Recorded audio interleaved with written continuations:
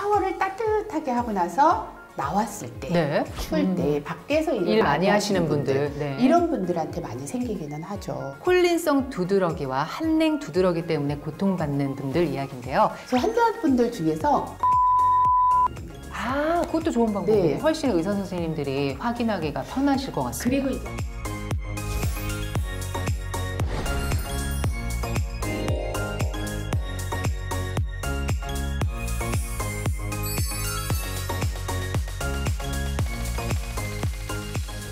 안녕하세요. 예뻐지는 굿라이프 박수연입니다. 네, 안녕하세요. 피부과 전문의 김현진입니다. 네, 운동하고 나서 땀이 날 때, 몸이 막 더울 때 그때 갑자기 몸이 따끔거리고 또 갑자기 추운 곳으로 나가게 되면 또 피부가 따갑고 간지러운 분들이 계십니다.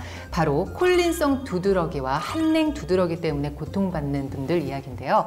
오늘 예뻐지는 굿라이프에서는 이 두 가지 두드러기에 대해서 자세히 알아보도록 하겠습니다.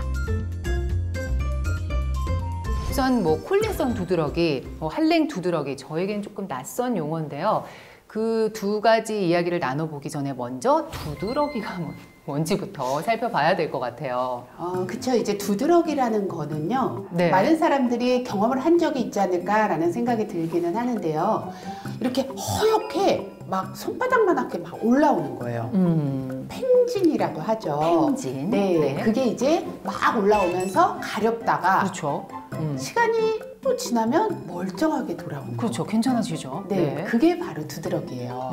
그러니까 두드러기라는 거는 알러지의 한 증상이라고 보시면 돼요. 그것도 알레르기의 한 네. 증상. 그 두드러기 중에서 한랭 두드러기, 콜린성 두드러기라는 게 있다라는 거죠. 네. 자, 그럼 먼저 콜린성 두드러기, 요건 어떤 두드러기인가요? 그러니까 두드러기는 두드러기인데 네. 아까 얘기한 손바닥만한 팽진 막 허연 게 올라온다 그랬잖아요. 근데 양상이 조금 다릅니다. 그래요? 네, 이 콜린성 두드러기라는 거는 샤워를 따뜻하게 하고 나서 나왔을 때 네. 주로 올라오는데 이렇게 커다랗게 올라오는 게 아니고요. 아주 작게 땡땡땡땡 한 1, 2mm 정도 되는 조그만 좁쌀 같은 게 막 올라와요. 좁쌀 같은 모양으로. 네. 네. 그 다음에 운동을 열심히 해가지고 온도를 높였다가 그렇죠. 운동을 하고 나서 많이 올라와요. 땀이 식을 때. 네네. 그때 확 올라오는 경우가 굉장히 많아요. 그러면은 또 차가운 기운이 일단 이름에서부터 느껴지는 이 네. 한랭 두드러기, 요건 또 어떤 건가요?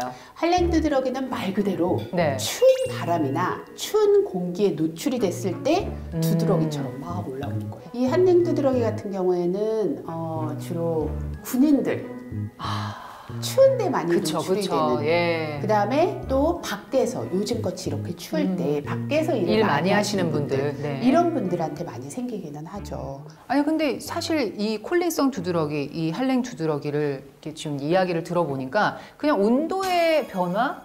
그 차이 때문에 단순히 일어나는 걸로 저는 이해가 되는데 맞습니까? 그렇죠. 우리 몸에요, 자율신경이라는 게 있어요. 자율신경. 네. 자율신경은 우리가 일부러 조절을 할 수는 없어요. 교감신경, 부교감신경이라는 게 있는데 네네. 걔네들이 이제 협업을 하면서 소화도 되는 거고 심장도 뛰는 거고 이런 것들이 다 조절이 되는 네네. 거예요. 근데 이런 것들의 불균형이 나타나면서 생기는 일종의 증상이 콜린성 두드러기, 한랭 두드러기라고 생각을 하시면 돼요. 그러면 이거는 호르몬 문제랑은 또 다른 문제인가요? 어떤 건가요? 호르몬 문제하고는 조금 다른 것 같기는 해요. 네네. 그러니까 내 체온 조절이라든지 이런 것들의 불균형이 생겼을 때 좀 잘 생기지 않나 생기는 라는 생각이 들고요.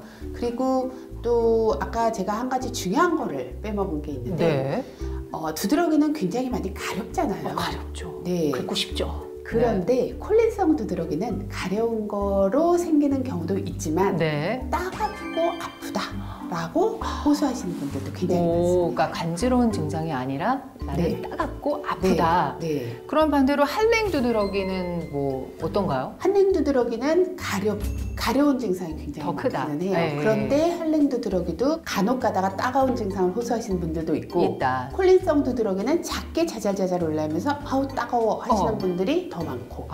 그러면은 체질 같은 게 혹시 더 잘 일어나는 체질이 따로 있을 수도 있을까요? 그러니까 이게 제가 처음에 얘기한 것처럼 네. 커다란 알러지라는 카테고리 안에 있는 질환이라고 네. 했잖아요. 그러다 보니까 알러지 체질인 분들이 훨씬 더 많이 생깁니다.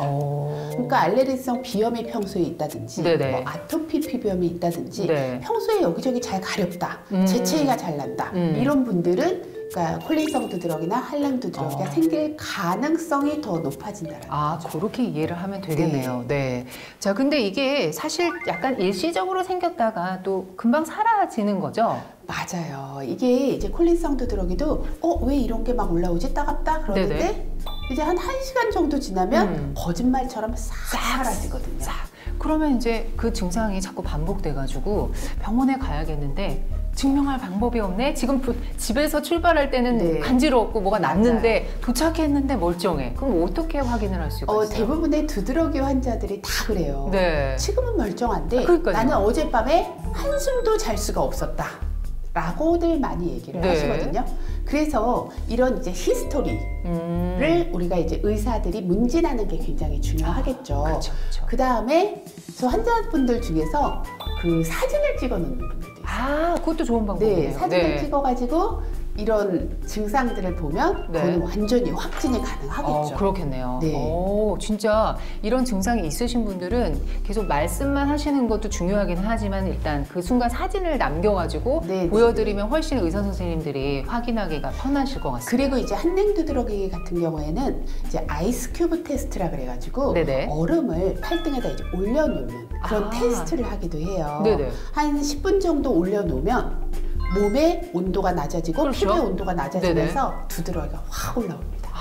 그럼 병원에서도 네. 체크를 할 수가 그래서 있겠네요. 그렇게 체크를 할 수도 있는데 네네. 그렇게까지 하지 않아도 우리가 히스토리만 들어도 추측을 할 수가 있는 거죠. 그래서 제가 궁금한 거는 그럼 이런 분들은 그 날씨가 갑자기 기온 변화가 급격히 느껴질 때 예를 뭐 따뜻하다든지 아니면 반대로 차갑다든지 그런 현상이 나타날 때마다 그럼 매번 나타나는 건가요? 아니면 좀 괜찮을 때도 넘어갈 때도 있고 뭐 그럴 수 있는 건가요? 내 몸에 면역 밸런스가 잘 맞을 때는 좀 덜 생겨요. 그리고 내 몸에 면역 밸런스가 깨졌을 때는 굉장히 증상이 심하게 느껴질 수 있겠네요. 있기 때문에 진단지 내가 이게 문제가 있나 없나 약간 혼돈스러워 하시는 분들도 많기는 합니다. 자, 이렇게 혼돈스러운 상황에서 약간 또 조금만 견디면은 또 괜찮잖아요. 그러니까 병원을 안 가고 미루시는 분들도 꽤 많을 것 같은데 그렇게 되면 어떻게 됩니까? 치료를 안 받고 그냥 버틴다. 사실 버틸 수 있는 거는요. 내가 버틸만 하니까 버티는 거거든요. 그렇겠네요. 네. 이게 보면 이렇게 갑자기 생겨요. 이게 태어났을 때부터 있던 게 아니에요. 선천적인 게 아니에요? 아니라 네, 어느 날 갑자기 이렇게 발견했다가 나도 모르게 네, 치료를 안 해도 또 어느 날 없어지는 경우도 꽤 많아요. 그래요? 네. 없어질 수도 있군요. 네. 그냥 둬도. 그래서 이제 병원에 오는 기준은요. 네. 내가 못 견딜 때 내가 너무 가렵다, 너무 따갑다, 일상생활이 힘들다. 네, 그런 경우에는 이제 병원의 도움을 받아서 먹는 약이 도움이 됩니다. 바르는 약은 별로 도움이 안 돼요. 그래요? 네. 그럼 병원에 일단 너무 괴로워서 왔습니다. 그러면은 보통들 이 두드러기 치료하면은 뭐 항히스타민제 네. 요거를 처방을 많이들 해주시는데 뭐 이 경우도 같나요? 뭐 어떤 맞아요. 치료를 하나요? 이제 항히스타민제를 처방을 하는데 네. 항히스타민제도 종류가 굉장히 여러 가지가 있거든요. 그렇죠. 네. 이 항히스타민제 중에서 이런 콜린성 두드러기나 한랭 두드러기에 도움이 더 많이 되는 항히스타민제가 있기도 하고요. 네네. 그리고 나한테 맞는 약이 따로 있더라고요.